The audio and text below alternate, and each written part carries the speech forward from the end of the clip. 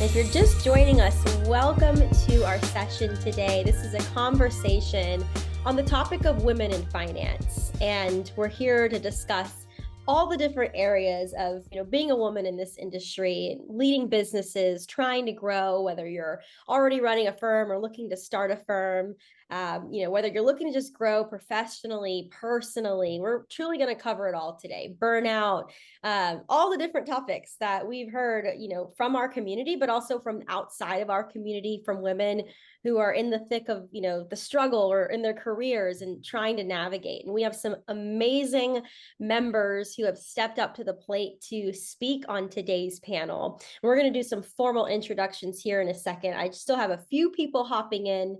So we'll give it about 15 more seconds and then we'll kick off. Again, if you're just joining us, welcome. This is typically a member-led call. We do member-led calls once every Tuesday a month at this time, but we opened up this call for everyone because we feel the topic is super duper important. As you can see, we've got some folks with camera on. Feel free to be camera on, feel free to be camera off, whatever you're most comfortable with. But we keep it pretty casual here at the AGC. We all want to learn together and we do a lot of different sessions together. So however you want to show up is totally fine. All right, I think that it's time to kick us off. I just let one more individual into the room. Welcome, Phil. Thanks for joining us for this important conversation. So what are we going to talk about today? If you're just joining us or didn't catch what I said a moment ago, this is a conversation about women in finance. We want to talk about leadership, growth, and the future of the industry. This will be sort of a two-part session. The first part will be a segment of different questions, whether we're talking about leadership and business growth, or we're talking about serving women clients effectively, or career longevity and lessons learned. We have a few different areas we're going to touch on. And as the moderator, I'm going to go around the room and I'm going to call out a few of our awesome members who have stepped up to speak on these topics. And I'll give them an introduction in just a second. Part two of this call is a really important part as well. I think it's equally as important as the first part, which is a live Q&A. So if you have questions about anything we talk about, if you have questions about your own personal experience, I really encourage you to get in the chat box, drop your question, or you can pop on camera during the Q&A segment and raise your hand and talk freely with all of us. This is a safe space for us, but again, show up in whatever way you feel most comfortable. So we've still got some folks joining us. This is exciting. It's looking like a really well-attended call already. And again, this is casual. And if you're not a member, welcome to our member-led call. Today, we've opened it up for everyone. Okay, enough about the housekeeping items. I want to get into this content. So first things first, I'll do a quick introduction as the moderator. My name is Diana Cabrices. I'm the community evangelist here at the AGC. We are a community of financial advisors, financial planners, professionals who are dedicated to growing. And that's what we do together. We grow, we collaborate, we host sessions just like these. We have an online platform, and we also get together in person quite frequently. And we're here because we're excited about this topic today. So enough about me. I'd love to introduce our panelists today. So we have three panelists, Stephanie McCullough, Rebecca Connor, and Cristina Guglielmetti. You should see all of them on camera. If you want to raise your hand, ladies, really quick, just so everybody who's looking at the camera can see you. These ladies have been in the AGC for quite some time, and they certainly help make it special. I'd love to pass it off to them for a quick introduction. Maybe you could share a little bit about where you're at right now, and maybe even when you started, if you'd like. So Stephanie, I'll go ahead and start with you for a quick intro. Thanks, Diana. Yeah, I'm excited to be here today. So, Stephanie McCullough, I'm in the suburbs of Philadelphia, right down the street from Vanguard headquarters. I was a career changer 27 years ago, and joined my father in the business, which was a whole thing. So, when I meet people who are second generation, I always have to have a drink with them and have a chat. We are a small team, about 5 people. I focus on helping women midlife and better, mostly on their own. Amazing. Thank you, Stephanie, for being here. Rebecca. Yeah, I'm Rebecca Connor. I'm in Austin, Texas. I started my company, Seed Safe Financial, in 2016. We're a team of 5. I came up through CPA-dom and being a tax nerd, and now I'm a recovering CPA slightly. But so happy to be here, and I'm glad that we get to share with y'all what's on our minds here. Thank you, Rebecca. Cristina. Hi, I'm Cristina Guglielmetti. I'm in Brooklyn, New York. I'm a solo practitioner. I've had my practice for about 10, going on 11 years now. And I've been in the industry for about 20. And I really love it. And I love all the ways that we can serve clients. So thank you, Diana and Haley, for putting this together in celebration of Women's History Month. Yes, absolutely. Thank you, Christina. And I would be remiss if I didn't mention Haley Marks. She's our fabulous community manager who does so much. She really is the brains behind a lot of this operation. She helped put this event together. So Haley, thank you for being here. Do you want to share with the audience where you're at? Because you're in a really cool place. Absolutely. And thank you, Diana. So like she said, I'm the community manager. I'm the person that's typically doing the touch point for the AGC. I live in Barcelona, so I'm a little bit ahead of time for most of you, which you might see the sun start to go down.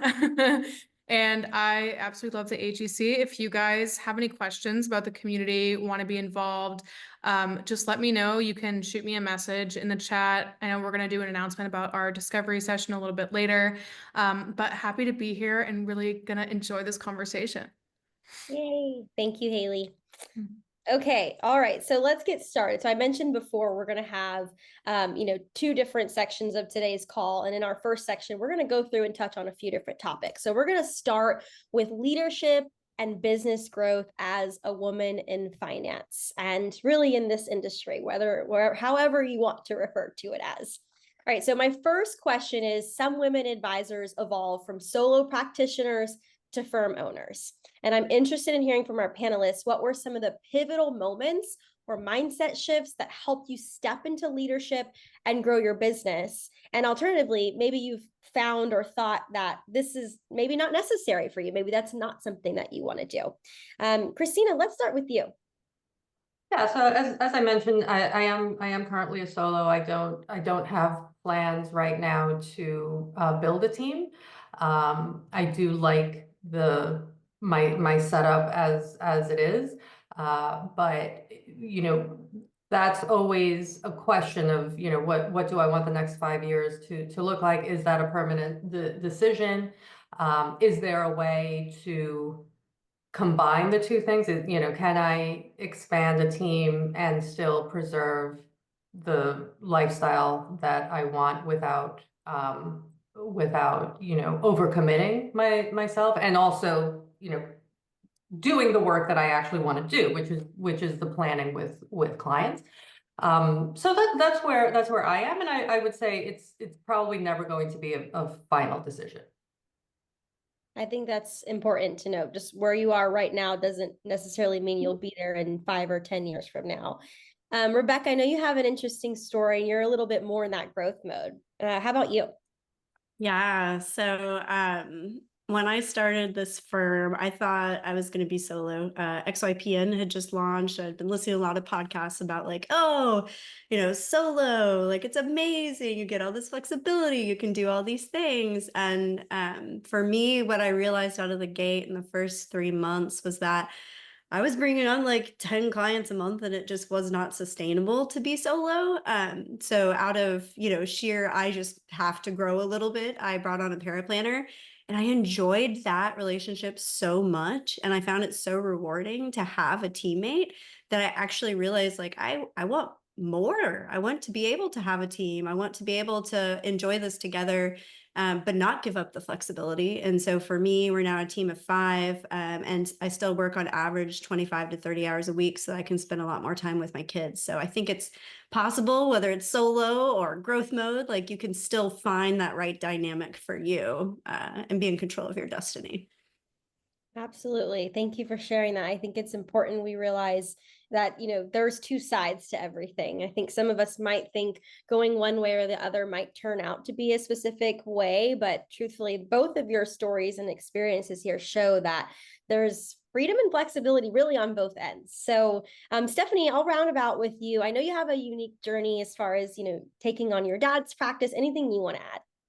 Yeah, I mean, I never imagined being a firm owner. I grew up never imagining being a financial planner, but that's a whole different story. Um, I was kind of happy just being an advisor in a bigger team. And then kind of, as the years went by, I thought, all right, what am I going to do? Heaven forbid if dad gets hit by a beer truck, but also like, then eventually I'm like, I think I'm going to retire before he does.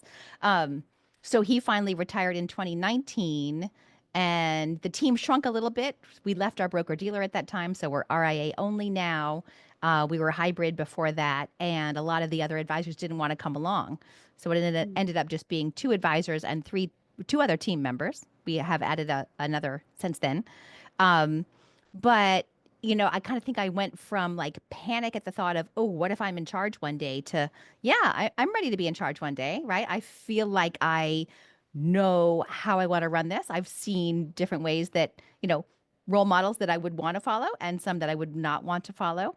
So I guess I think of it as having had the benefit, right? I wasn't thrown into the fire. I got to kind of grow and mature along the way to the point where I felt confident taking over. Not to say I do everything perfectly, heaven forbid, that is not the case. But it has been nice too, having this community of AGC of other advisors, right? We have a women's mastermind within AGC that other people you could lean on, because being in leadership can be lonely. Absolutely. I think that's the power of community for advisors. It can definitely be lonely. Thank you for sharing that, Stephanie. One other question in this particular segment, and Haley, thanks for keeping the chat going. So if you're interested, you have questions that pop up in your head, feel free to drop them in the chat now. We'll get to them definitely in the Q&A segment. This is more of a general question, just general challenges. So your answers might look a little bit different, or maybe they're quite the same. So what challenges have you faced as women in business, and how did you navigate them to build a sustainable and thriving practice, whatever that looks like for you? Stephanie, how about we'll start with you again? Yeah. I mean, it's so interesting, right? Like when I started in 1997, I would go to conferences and there would be some women in the room and I would go up and chat with them and I'd realize, oh, that was the wife of an advisor or that was the assistant of an advisor. And there were very few women advisors. Statistically, I don't know that that's changed much, but I mean, maybe it's just the people I'm hanging out with. I am finding more women advisors and like-minded women advisors. So it was a little bit of a, kind of evolution of not just, okay, yes, I feel qualified to do this work, but I can do this work in a way that feels authentic to me, as opposed to, being just like my salesman father, right? Like he's a total salesman. And I thought, oh, I can't do that. And I actually don't want to do that.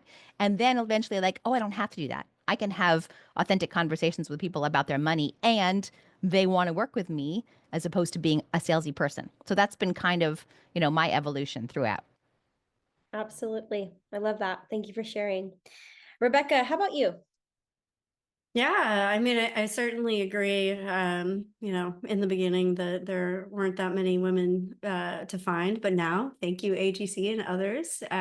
For me, the main thing that's been on my mind is really, I am younger. I've still got 2 little kids, ages 8 and 4. And for me, it's finding ways to be committed to the business and committed to the kids and like how to make that sustainable longer term. I wouldn't say I've got it figured out, but part of the way I navigate it is really about like journaling, meditating, like being able to find a way to kind of shut down the business brain, which is so hard, and focus on my kids when I do have that quality time.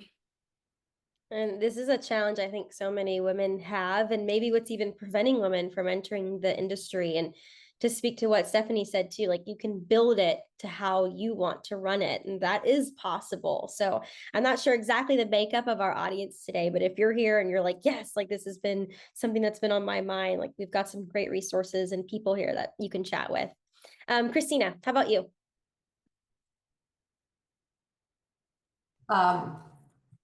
I'm going to agree, with Stephanie and Rebecca, but specifically what Stephanie said about, at a certain point, I guess like when I was coming up in the industry, there was a certain way that you broke into the industry and that was via sales. And that was not what I wanted to do.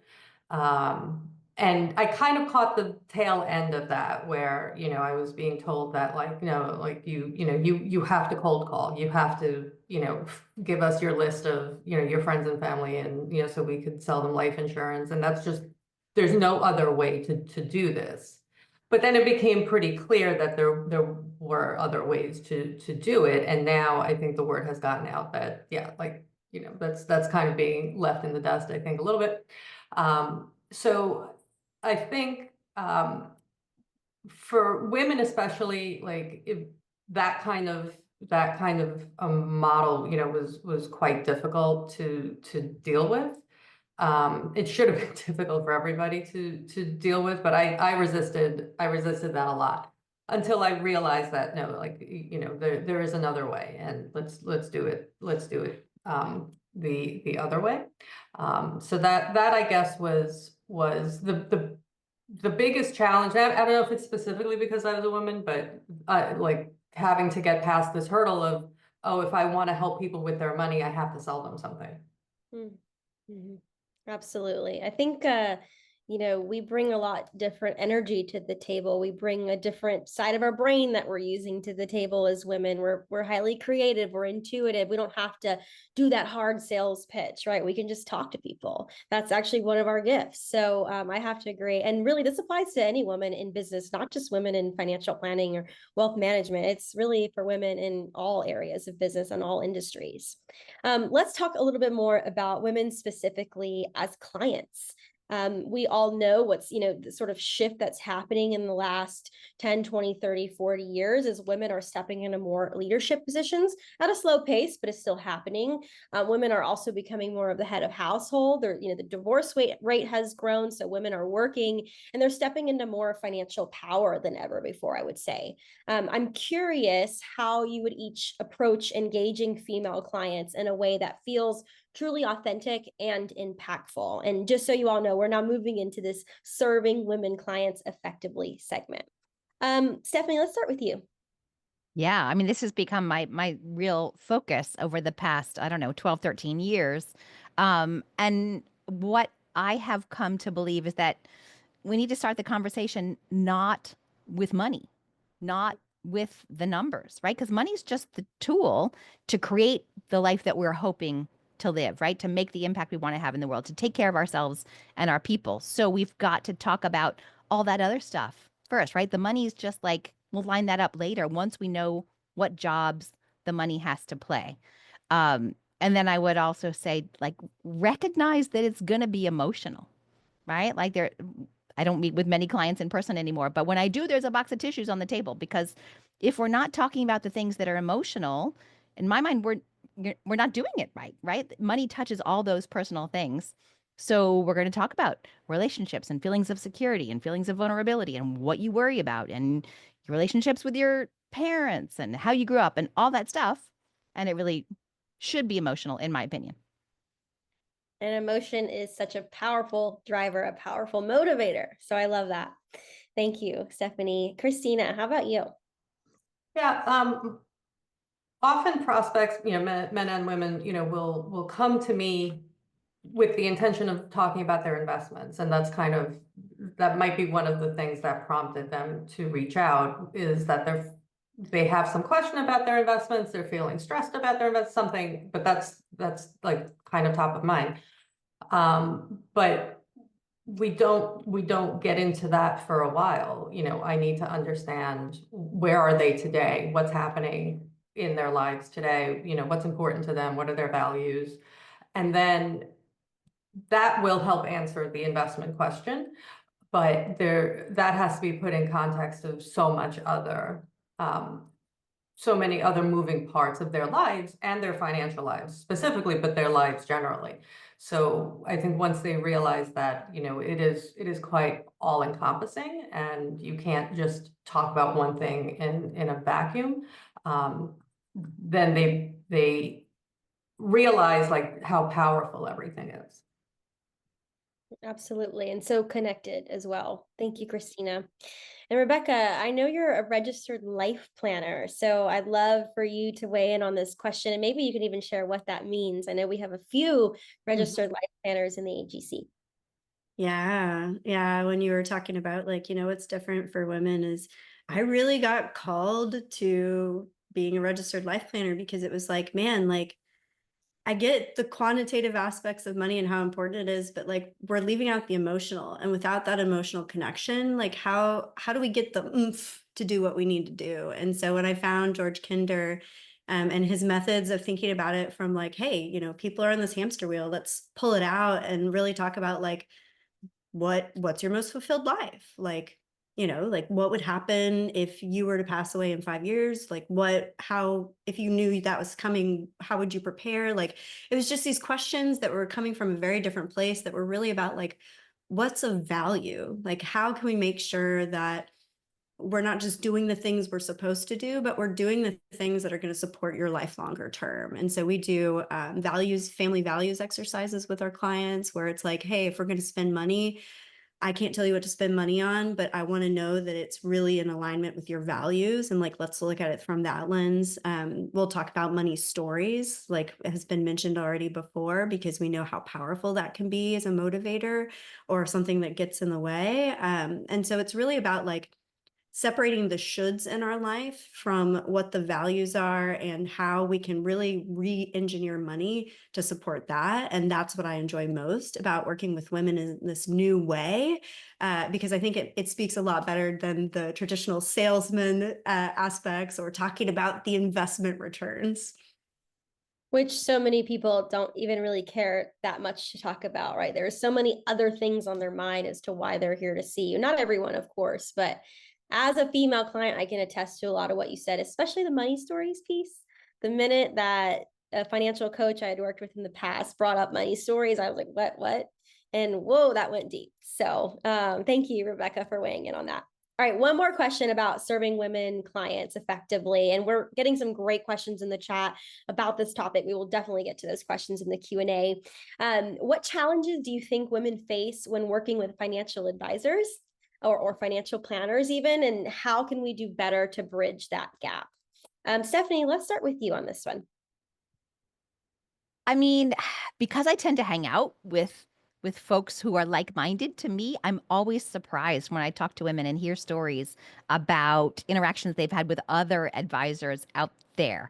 I talked to one woman who had a legal settlement that was her legal settlement. She was the one hit by the car and went through all the surgeries and everything. And so she was interviewing some financial advisors to help her with this legal settlement. And most of the people she found were men at the time. And they were kind of sticking to the script, or she brought her husband along with her to have another pair of ears in the room. And a lot of them talked to her husband, even though she made the appointment, and they knew it was her money. Like just these crazy things that seem so antiquated, but they're still out there. Even a client of mine now who was with previous male advisors who has an adult daughter with special needs. And, more than one advisor said, oh, you need to stop supporting her. So I asked, well, tell me about your daughter. What are her challenges? She says, no one's ever asked her that before. I'm like, come on, right? Like, so it just feels that, again, they're missing kind of the whole conversation. Absolutely. Cristina, anything you'd like to add to that, just with your experience? Yeah, I've gotten, a sense from, from many clients and prospects that, the assumption is that like we're going to yell at them, or we're going to tell them that they did something wrong, or they should be doing better, or they should have more money saved, or they should be spending less, or there's something that they're doing wrong. And we really need to do a better job, I think, us in the industry, of conveying that what you can actually expect, what you should expect out of a relationship with your advisor, which is, kind of what we've been talking about, which is, you come out with a plan that is, really in tune with what you need. And it's not super prescriptive. It's not one size fits all. It's, it meets you where you are, and it gives you the tools to be proactive and to be intentional about what you want to do. Like I tell clients all the time, like, it does not matter to me how you spend your money, right? A dollar spent at the movies is the same as a dollar spent on shoes, and this is the same as a dollar spent, on a regular, whatever. It does that dollar fit into your goals or doesn't it? And, one is not better or worse than the other. And I think when we break it down that way, but I don't think that message has quite been received fully yet. Yes, there's still more work to do. Mhm. Rebecca, anything you'd add before we move on to the next segment? Yeah.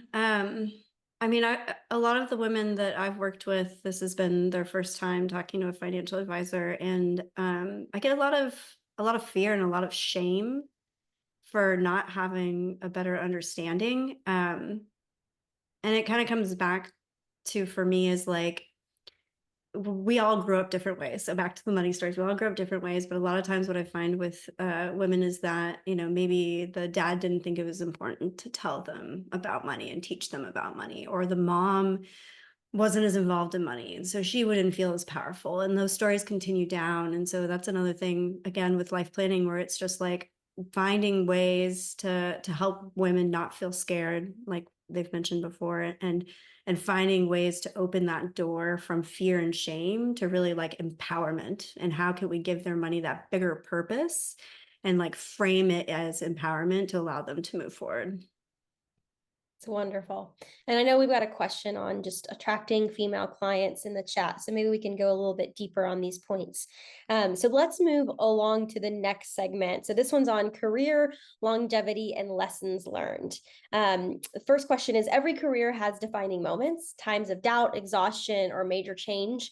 I'm asking the panelists here if you can share a moment that maybe you question your path entirely, and ultimately if there's anything that sort of helped you push through. Rebecca, let's go back to you with this. Yeah, this one cuts. So for me, I'm actually going through a divorce right now, and it's a lot to juggle. It's a lot to juggle kids and business, and add a divorce on top of that. Other planners I know have had to completely stop their business or shut down things. And it's like, wow, this brings up a lot of doubt. It brings up a ton of exhaustion, and it's just a change that I'm not ready for. So for me, it's like, how do you maintain the energy to do it all? It goes back to the previous question of, balancing. So for me, that's something I really focus on.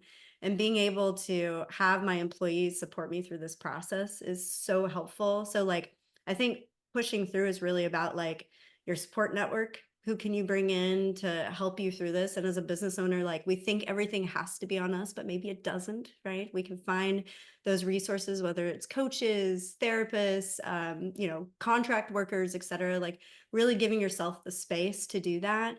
And then, as sad as it sounds, like scheduling time to grieve, scheduling time to feel the feelings, or scheduling that walk to get your energy back up, like making sure that you are scheduling time for yourself and aren't just so focused on being in the scarcity of like, oh, I don't know what's coming next, so I got to like push as hard as I can. Like, I want everyone to know that, right? We can come from a place of abundance, and the AGC is so great about helping us think about abundance and knowing that it's like there's always going to be more there. Justin, of course, is like the #1 fan for pushing us all in that direction. But that's something that's been really helpful for me in major changes like what I'm going through now. Absolutely. Thank you for being vulnerable with the group here. And I know I speak on behalf of everyone when I say we're sending you as much strength as possible. What you're going through is not easy. Stephanie, anything you would like to add there? Yeah, I'm so glad Rebecca mentioned, getting help and coaches. So when I first started, with my dad, Mr. Salesman, I thought, oh, if I can curse, oh shit, what have I done? I've joined the family business, which is a lifetime sentence, obviously, and I'm not cut out to do this work. And I actually went to a Chamber of Commerce meeting and sat next to some guy. This was 1998, who called himself a coach. I'm like, coach? What? I don't get it. Like, you coach volleyball? What does that mean? Jesse's here. So volleyball. So he helped me, right? I worked with him for like a year and kind of went through like, all right, if I was going to do different careers, what would I want to do? And I still have the document I wrote up, like, what is it that I like about this work? And it was having real conversations with people, helping with them with something that's so impactful in their lives. And, there's always something new to learn. I feel like I'm decent at explaining it, but also at listening, right? Those pieces, I was like, oh, there's a lot here that I really do like. And that was kind of the beginning of thinking, oh, maybe I can do this slightly differently and focus on those parts of it that I find meaningful. Um, so yeah, it's not a one size fits all. And I would say even, to women in the industry, if you're in a position that doesn't feel the greatest, whether it's the firm you're in or the structure you're in or the role that you're in, don't leave us all together, right? We need you. There might be other ways to do it, and reach out to people, who are maybe in a different structure or have seen different ways, because there's a lot of great things about doing this work. I absolutely agree. I love the tip of reaching out to other women who are doing things that look differently than you. I think that's really important, especially before you even think about quitting. Like, go reach out to people. Let's end with you, Cristina. Yeah, so my business experienced like a leap forward. Like, I suddenly got a ton of new clients just via word of mouth and everything, just as I was experiencing the loss of my father. Like, it was all kind of happening, at the same time, which was very strange, because there were just so many emotions and you didn't know like what to do and when to do it. So, I really just had to focus on what's the next right thing to do, whether that was being there for my mom or my family or myself, or being there for the clients. But I had to go very small and kind of break it down into just like, what am I doing for the next hour? And really let go of, trying to make long-term plans in that period. It was just, I need to just not put that on myself right now. So, and with the few clients that I shared it with, like, they were amazing, and they, I think it helped our relationship because, they saw me again, like, as, someone who was very much like them in that way. So, I guess it's the kind of thing that we all have to go through, a major loss like that. It doesn't make it any easier, but, it just goes to show, I guess, that, you have to meet yourself where you are and do the right thing for yourself, and everything else will come. Absolutely. I really like the tip there of like hour by hour almost. Like, sometimes when I had to go micro very much. yeah, that's a good way of thinking about it, going micro. So don't be afraid to go micro when you need it. And on this point, our next question, I'll just ask that we keep this one short and sweet, so we can get through the last segment before Q&A. Burnout is obviously very real in this profession. So do you have any tips, like whether they're strategies or boundaries you all set up for yourselves, to sort of help you overcome burnout and try to keep this thing like moving for the long run? Feel free to jump in, anyone here who's interested. Yeah, I've started to do what I call growth weeks. I know some people do surge where they only meet with the clients like during certain months of the year. That's too much for me. I couldn't possibly. But I used to think I had to be on call for clients all the time. And I had to like clear out my calendar when they wanted to meet and just meet with them at any time. So it's taken me a while to get good at it. But now I make 1 week a month where I don't meet with clients. I've done it twice now where I actually committed to or stuck with it. But it just gives me space to do the administrative stuff, or like the watching that, educational video that I've been putting off, or, just taking some space to breathe for me. And it's been the first week that I actually committed to it and saw it through. I was like, oh, this is delightful, because it kind of renewed my energy to get back with clients. Such a cool tip. Thank you for that. Anyone else? Cristina or Rebecca? Yeah, sure.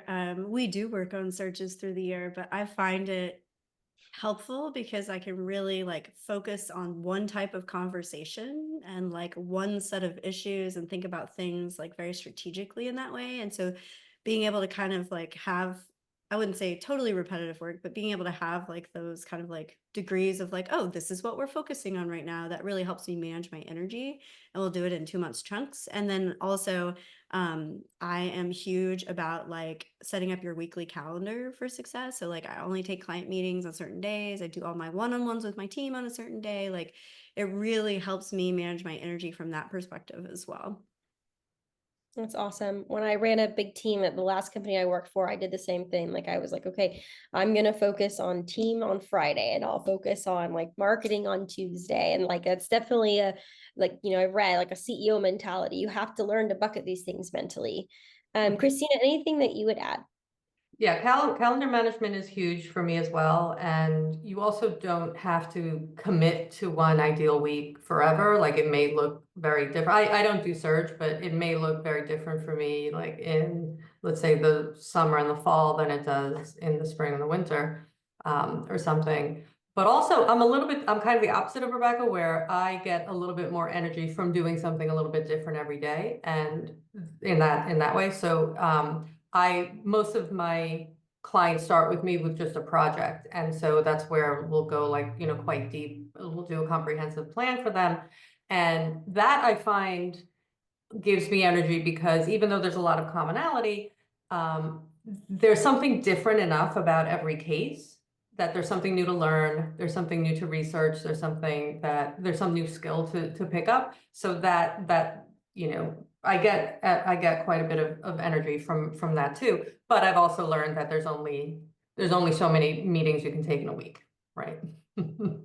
Absolutely. Yep. And this is why we chose these amazing panelists, because they all really do have different experiences, different preferences. And it just goes to show like we're all so individual, and we can make this work based on who we are. So, all right, we're moving into the last segment, and then we're going to open it up for Q&A. So my goal is that by 1:45 Eastern, of course, we'll go ahead and move into our Q&A section. Maybe we'll go a couple minutes over, but we really want to hear from our audience as well. So first question, what excites you the most or concerns you about the future for women in this industry? And where do you see the biggest opportunities for those looking to really own their space in this industry?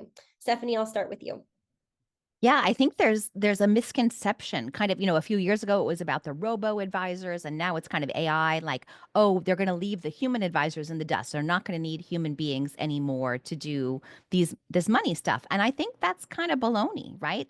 As I mentioned before, it's emotional, it's very human. It's, you know, the quote of personal finance is more personal than finance. In my experience, my clients, they want to talk to a human being. And maybe it's because I'm talking to Gen Xers and boomers, I don't know. But like, I think there is a huge future for women in financial services if we can get over the barrier that my fellow panelists have already mentioned of women really understanding what this work entails, that we're having deeply meaningful conversations with people about how to make their lives more fulfilling. And if that was the understanding of what we actually did, I think we'd get more women coming to the profession. I completely agree. And again, I think this is what we're really good at. So how about you, Rebecca? Yeah, I mean, I'm super excited for AI because hopefully it'll take over a lot of the technical work, and I can, like Stephanie said, like enjoy the real conversations with clients and like really deepen relationships, right? Like I think as a business owner, selfishly, like I did this because I didn't want a transactional life. Like I wanted a life of my tribe, working with the people that I love working with, enjoying every conversation. And I am all for any sort of technical advancement or technological advancement that makes that even more likely and better in my life. Absolutely. I agree. And Cristina, anything you'd add? Yeah, I think we are at an important pivot point here, because, you know, a lot of portfolio management has been, you know, kind of commoditized. We've answered that question. It's quite easy to, you know, to do it well. And, you know, AI, you know, may prove, you know, able to take a lot more stuff away from us too. And I think there is an appetite for these deep, meaningful conversations. We've all seen it. We need to, you know, we need to get even more of the word out, you know, to tell people that that's available to them. I want to be careful that we're still being valued for the skills that we're bringing to the table, that it doesn't just become devalued as women's work. That's legitimately a fear that I have, that this is actually going to become, probably not in our lifetimes, or in our, at least like in our working years, but I think there's a possibility that this all just becomes like something that should simply happen, and then we don't get valued for it. That's a really good point. Hopefully it doesn't, but there's validity in what you have to say there for sure. Food for thought. Let's move on to the next question, and then I have a quick bonus question, and then we'll open up for Q&A. So beyond mentorship, what are some actionable ways that we can elevate and support more women in this industry, whether they're just entering the field or maybe they're looking to reach some, top leadership positions at planning firms? Cristina, how about you? I think as much like day in the life specifics as possible, of what a typical day, and all of our practices are different, and not just us three, but almost everyone, in the industry, we all do things a little bit differently. And I think as much as we can pull back the curtain and show, what does it mean to be in a client meeting? What do we talk about in these meetings? That I think is going to, really help propel the next generation of advisors, to just demystifying the work and what it really takes to do it well. Absolutely. Rebecca, anything you'd add?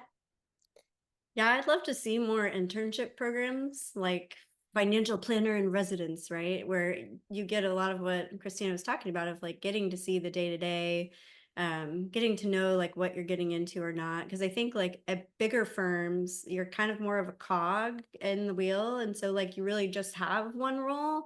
So if you are thinking about going solo or having a more flexible career or a different career, because like Cristina said, we all have different businesses, it's like you really got to just be able to like get in there. And so is there a way that we can be offering, and this is something we've been looking at, right, an internship program every summer where we allow career changers to come in, or people that are thinking about creating their own firm, where they can get some of that hands-on experience. And I'd love to see more people able to offer that as well. I completely agree. Shout out to my friend Hannah Moore, who started the externship program, which has gained a lot of fame and popularity, and it's focused just on this specifically. So great response, Rebecca. Thank you. And then Stephanie, anything you'd add? Yeah, just quickly, I think there's a huge untapped field of potential people in career changers and maybe women who've taken time out of the workforce and are looking to re-enter. I think that's an overlooked population. There are some resources out there specifically for career changers. One run by one of our AGC members. So I think, again, like just trying to talk to as many people as we can and talk it up, right? Like this is cool stuff that we do. Yeah. And that's partly why we're here too. Like we're talking right now, and hopefully we're inspiring some people here who have joined us. I do have a quick bonus question. Feel free to answer, any of you or all of you. If you could go back and give your younger self one piece of career or life advice when you were just starting out in this industry, what would it be? I don't know that my younger self would have believed it, but like being myself has kind of been the key. Like not trying to be what I think I'm supposed to be. And I'm still working on it. But, the more vulnerable I can be with people, or just, kind of weird and quirky and myself, the more fun it is and the more I see people respond. So true. Cristina or Rebecca, anything you want to add? Yeah, look at those shoulds pop up. But yeah, I would say don't be afraid to lean in. I don't know if others feel this way, but like it feels like imposter syndrome was like, and I was like, oh, I don't have enough expertise or understanding. I can't like open a firm yet. Like, what am I doing? Like, and I wish I had been able to tell myself that it's like, you need to be able to lean in. Like, that's part of this process. And also, don't be afraid to actually have fees that reflect the value that you're bringing, because that became something that every 2 years I still continue to raise my fees, because I started out in the wrong place. And every year we're getting more expertise and we're getting better at our job. So it's like being able to recognize like not even the young me, but like the forever me is like, hey, we got to always be focused on these things. Oh, we could have a whole webinar on fees. Maybe we'll do that in the future. Thank you, Rebecca. Christina. Yeah, just I'll just echo them. You know more than you think, and what you do is really, really valuable. Powerful note to end on. Thank you all. And if you're still here with us, before we hop into this Q&A segment, I just want to share really quickly, if you're not an AGC member and you want to learn more about what it is exactly that we do, this is just one like sliver of what we do at the AGC, then feel free to scan this QR code. And I know Haley will also drop a link in the chat for you. We do have a discovery session coming up on March 24th at 10 a.m. Pacific, 1 p.m. Eastern. You can come, you can meet the entire leadership team.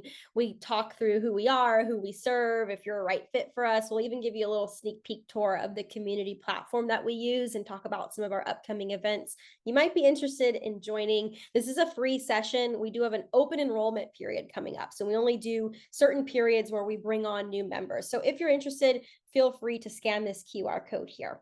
And what I'm going to do now is I'll just leave this up for maybe one more minute and then I'll take it back down so we can be a little bit more personal with our videos. But let's get into our Q&A segment. So there were so many really good questions that came in, or even just comments, thoughts. But the first one I want to start with came from Laura. So Laura, thank you for asking this. She says, aside from getting referrals, how is anyone intentionally getting in front of women? I work with many divorced, widowed, and single women, but most of that business has been word of mouth. Would love to be more intentional. Stephanie, Christina, or Rebecca, feel free to weigh in with maybe something that's worked for you, or maybe it also has been word of mouth for you. Yeah. So I'll tell you, I had this epiphany when I was at in Philadelphia. They have this Pennsylvania conference for women every year. And it's, thousands and tens of thousands of women in the convention center. And I was in a session on personal finance when all of a sudden it occurred to me that everyone in that room was my potential client. And I thought, oh, I have to ask a question. So I get really nervous and I asked one of those non-questions like, well, as a financial planner who works with women, what I've seen is blah, blah, blah, blah, blah, blah. What do you think? And that kind of spurred me to, and someone came up afterwards and got my card. They didn't become a client, but I've done a lot of speaking to women's groups, even if it's a teeny tiny little women's group. If they want me to talk about money for 10 minutes or for 2 hours, it gives you this kind of implied stamp of approval, like someone's done some due diligence on you and put you in front of the room. You get a chance to kind of, again, maybe be your quirky self or explain the stuff that you do and how you work. And usually there's someone in the room that might need help or knows someone who might need help, or their second cousin is looking for help. So, and it doesn't feel salesy, which is one of the things I like. Those are some really great tips. And, I think I'll just add really quickly, like there's a balance too. Like I know some of us really don't want to put that sales cap on or like be in that aggressive male sales energy all the time. I also challenge a little bit that sometimes you do have to maybe wear it just a little bit, like a little bit of that hat. And making sure, like looking at your website, your communications, like do you have messaging that is targeting who you're looking for? Are you hitting on those frequently asked questions that women are asking? That's a great way to attract people, even just digitally, who are kind of going on their own digital journeys of doing research about what they've got going on in their lives. But yeah. Awesome tips, Stephanie. We could talk about events. We could talk about so many other things. So Rebecca, Christina, anything you wanted to add there? Yeah, I'd love to add something. So I took a more digital route because I've been virtual the whole time. And with small kids at that point, babies, getting out and networking seemed a little daunting. So from my perspective, I did 30 to 50 persona interviews. Like Diana said, really trying to get into like, how do people talk about these things? Like, what are the questions that come up for them? Like, how can I come at this in a way that's like really going to connect to the people that I want to work with? And so then I started making sure my blog was answering all of those questions. That turned into ebooks that I will send out kind of like on, to clients and have them upload to their financial planning communities and stuff like that, where it's really just about like how to build wealth in this way or whatever. And so for me, it's been a lot more of like, how can I build kind of this digital funnel that's speaking to people using the same words that they're using, like really connecting with those that are most important to me and being able to answer those questions in an intelligent way that's showing expertise, that then they also end up finding me through our website. So we get a lot of SEO. We probably get 1,000 visitors a month at this point. And we get a lot of our prospects from that. Wonderful. And if you're part of the AGC, we also help you with other similar avenues. Like, for example, you get a free wealth tender profile where we'll list you, we'll give you an SEO boost. We can help sort of modify the language on your profile to target women. We can put you in a guide that's for women, a local guide in your area. There's so many things that we can do. And that's actually all part of your AGC membership. Before Cristina, if you want to add anything, just a second, I just wanted to encourage anyone else, if you're still here with us, feel free to jump in the chat and add any other questions that you have. I'm going to go ahead and just stop sharing screen here so I can see all of you. But if you do have any questions, this is the time to ask your questions. Please don't be shy. Any question is welcome here. Cristina, would you add anything just as far as, how can you best target women clients outside of word of mouth? Yeah. Most of my clients are word of mouth these days, but and I will say I don't specifically target women. Some advisors do have, I think Stephanie, you have a niche, for that. I don't specifically target women, but I do end up working with quite a few single women or women who are kind of the lead client. They're the ones who are in charge of the family finances. So what I have found, and getting back to the sales thing, every job is a sales job, right? Like, so you do have to kind of understand that you do have to sell yourself, but the key is to sell the right thing to the right person. You're not just trying to sell anything to anyone. And so the other panelist said, like, tailoring your writing, tailoring your marketing to attract the people that you're trying to attract. I've tried to get out in front of the questions that I thought people would have, that, they're going to my website, they've never spoken to me before. And I think Rebecca, it was you, like, most of my clients have never worked with a planner before. So they have a ton of questions. They don't even know what questions they necessarily have. So, attempting at least to clarify what it's like to work with me, what we're going to be doing, what we're going to be talking about, like how you should be prepared for it. That I think has helped quite a bit. But I think, mostly thinking about, like, who is it that you want to be working with, how are you defining them, and then, really putting everything in that context. Absolutely. That's wonderful. Thank you, Cristina. Very, very helpful. And we've got some good chatter here in the chat box. So thank you, Jessica, for calling that out. We do have a lot of events going on, webinars, resources. I mean, this question, there's a lot more within the community that you could pull from, whether it's searching through our archives or conversations, or it's looking through our resources or other webinars that we've hosted. So thank you, Jessica, for adding that note. I wanted to just call out one of the other questions in the chat. It's already been answered, but I just like to call it out for everyone if you're still here with us. Where can career changers go to learn about these internship, externship type roles to get their feet in the door? And there's a couple of sub comments. If you click expand, you'll see Stephanie put one in for Jumpstart U University. And then she also put in the externship program that I had mentioned at Amplified Planning. So feel free to look through those resources there if you are interested. And I don't see any other questions coming through, so I'm just going to give a quick call one more time. Yes, Rebecca, thank you. The BLX internship. This is a really important one as well. So if you're interested in checking that out, highly, highly recommended. The co-founder or the founder is amazing. I've had some conversations with her, and the work they're doing is super important. We are truly trying to attract people that don't look like us, as Justin Castelli says, and I really, really admire that and appreciate that. So if you don't have any other questions, which it doesn't look like there's any more coming in the chat, I just want to say thank you first and foremost to our panelists for putting in the time and the passion and bringing all the stories forth today, because it makes a massive difference. I think stories keep the world going around, and you all brought very interesting perspectives today from your own journey. So Cristina, Stephanie, Rebecca, thank you so, so much for doing this with us today. I hope this is the first of more in the future, because I think there's so many more things we could have touched on, but it has definitely been an honor having you. And of course, to the audience for coming, for being engaged, for dropping your questions and comments and thoughts in the chat. We do appreciate that.